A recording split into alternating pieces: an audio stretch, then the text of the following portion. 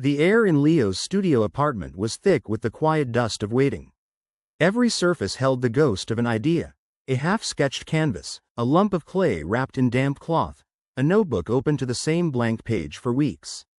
He believed in the perfect storm. A moment when the light would hit just right, the right song would play, and a bolt of lightning inspiration would strike, making creation effortless. He was not lazy. He ached to begin. But he was a man waiting at a train station for a train he wasn't sure was coming, watching the grand, finished masterpiece play in his mind while his hands remained still, heavy with the weight of all that potential.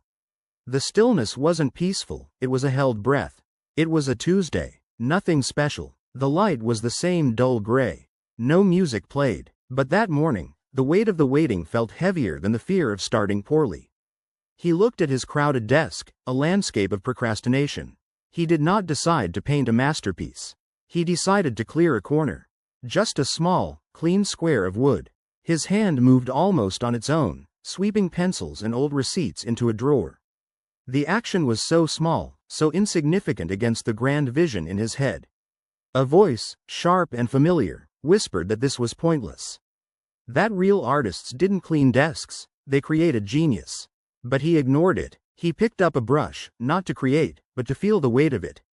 He dipped it in water, then in a simple burnt umber. He made a single, shaky line on a scrap of paper.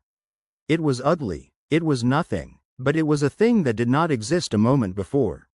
He made another line beside it.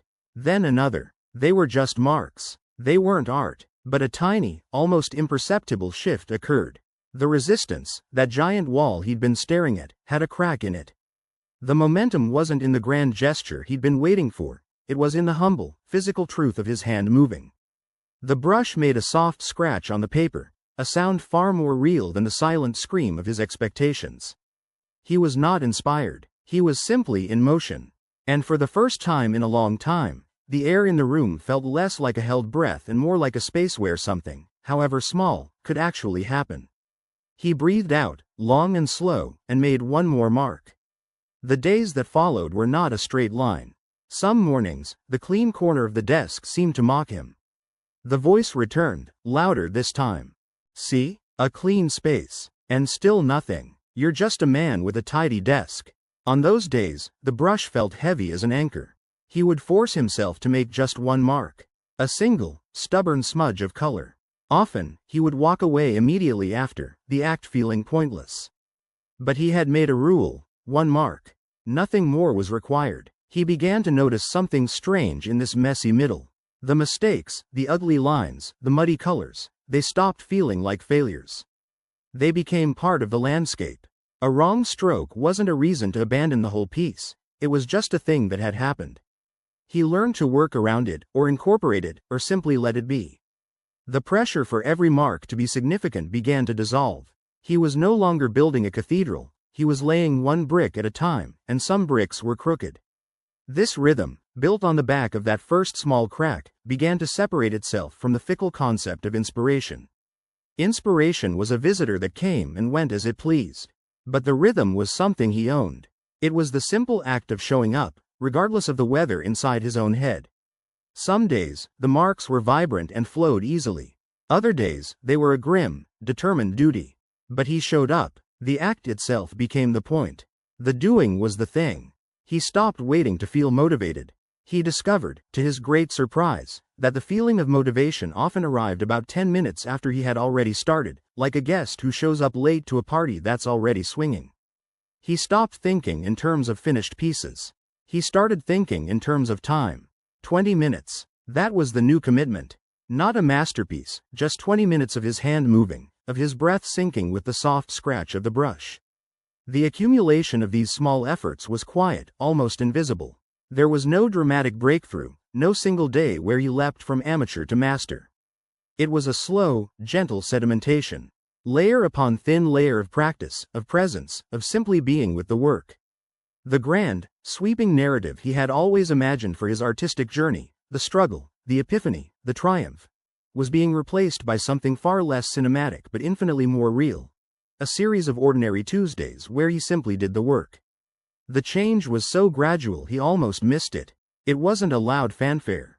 It was a quiet settling. One afternoon, he stepped back from the easel not with a cry of victory, but with a simple, calm exhale. He looked at what was there. It wasn't the masterpiece from his daydreams. It was something else. It was honest. It had the shaky first lines still visible in places. It had the mistakes that had become texture. It carried the truth of its own creation, the uncertainty, the persistence, the quiet hours. He looked around the studio.